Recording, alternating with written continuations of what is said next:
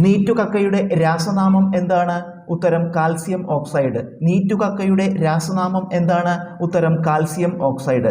ഒരു രാസപ്രവർത്തനം നടക്കണമെങ്കിൽ അഭികാരക കണികകൾ പരസ്പരം കൂട്ടിമുട്ടണം എന്ന് പ്രസ്താവിക്കുന്ന സിദ്ധാന്തമേത്? ഉത്തരം കൊളീഷൻ സിദ്ധാന്തം. ഒരു രാസപ്രവർത്തനം നടക്കണമെങ്കിൽ അഭികാരക കണികകൾ പരസ്പരം കൂട്ടിമുട്ടണം എന്ന് പ്രസ്താവിക്കുന്ന സിദ്ധാന്തമേത്? ഉത്തരം കൊളീഷൻ സിദ്ധാന്തം. ക്യാൻസർ, ട്യൂമർ തുടങ്ങിയ രോഗങ്ങളുടെ ചികിത്സയ്ക്കും രോഗനിർണയത്തിനും ഉപയോഗിക്കുന്ന ഐസോട്ടോപ്പുകൾ ഏതെല്ലാമാണ്? ഉത്തരം phosphorus 31, cobalt 60, iodine 131. Cancer, tumour തുടങ്ങിയ രോഗങ്ങളുടെ ചികിത്സയ്ക്കും രോഗനിർണയത്തിനും ഉപയോഗിക്കുന്ന ഐസോട്ടോപ്പുകൾ ഏതെല്ലാം? ഉത്തരം phosphorus 31, cobalt 60, iodine 131. Zinc blende എന്നറിയപ്പെടുന്നത് ഏതാണ്? ഉത്തരം സിങ്ക് സൾഫൈഡ്. സിങ്ക് ബ്ലെൻഡ് എന്നറിയപ്പെടുന്നത് ഏതാണ്? ഉത്തരം സിങ്ക് ബ്ലെൻഡ്.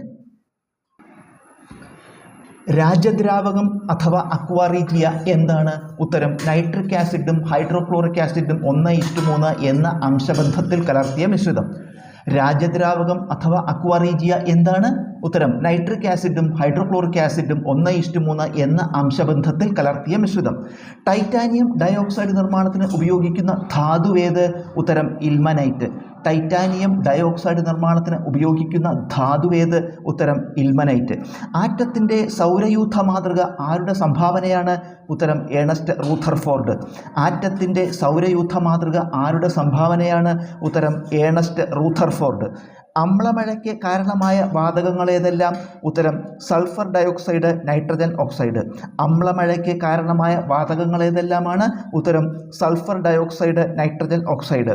ഒരേ മാസ് നമ്പറും വ്യത്യസ്ത അറ്റോമിക നമ്പറും ഉള്ള മൂലകങ്ങൾ ഏതുപേരിൽ അറിയപ്പെടുന്നു? ഉത്തരം ഐസോബാറുകൾ. ഒരേ മാസ് നമ്പറും വ്യത്യസ്ത അറ്റോമിക നമ്പറും ഉള്ള മൂലകങ്ങൾ ഏതുപേരിൽ അറിയപ്പെടുന്നു? ഉത്തരം ഐസോബാറുകൾ. ലോഹങ്ങളിൽ ഡക്റ്റിലിറ്റി ഏറ്റവും കൂടിയതേത്? ഉത്തരം പ്ലാറ്റിനം. ലോഹങ്ങളിൽ ഡക്റ്റിലിറ്റി ഏറ്റവും കൂടിയതേത്? ഉത്തരം പ്ലാറ്റിനം. വെളുത്ത ലോഹം എന്ന ലോഹസങ്കരം ഏതെല്ലാം ലോഹങ്ങൾ ചേർന്നതാണ്? ഉത്തരം ലിഥിയം, ലെഡ്. വെളുത്ത ലോഹം എന്ന ലോഹസങ്കരം ഏതെല്ലാം ലോഹങ്ങൾ ചേർന്നതാണ്? ഉത്തരം ലിഥിയം, ലെഡ്. ഗ്രാഫൈറ്റിൻ്റെ പ്രധാന ഉപയോഗങ്ങൾ എന്തെല്ലാം? ഉത്തരം 1 പെൻസിലിൻ്റെ ലെഡ് നിർമ്മാണം, 2 ഖരാവസ്ഥയിലുള്ള സ്നേഹകമായി ഉപയോഗിക്കുന്നു, 3 ഡ്രൈ സെല്ലുകളുടെ ഇലക്ട്രോഡുകളുടെ നിർമ്മാണം. ഗ്രാഫൈറ്റിൻ്റെ പ്രധാന ഉപയോഗങ്ങൾ ഏതെല്ലാം? ഉത്തരം 1 പെൻസിലിൻ്റെ ലെഡ് നിർമ്മാണം, 2 ഖരാവസ്ഥയിലുള്ള സ്നേഹകമായി ഉപയോഗിക്കുന്നു, 3 ഡ്രൈ സെല്ലുകളുടെ ഇലക്ട്രോഡുകളുടെ നിർമ്മാണത്തിന് ഉപയോഗിക്കുന്നു.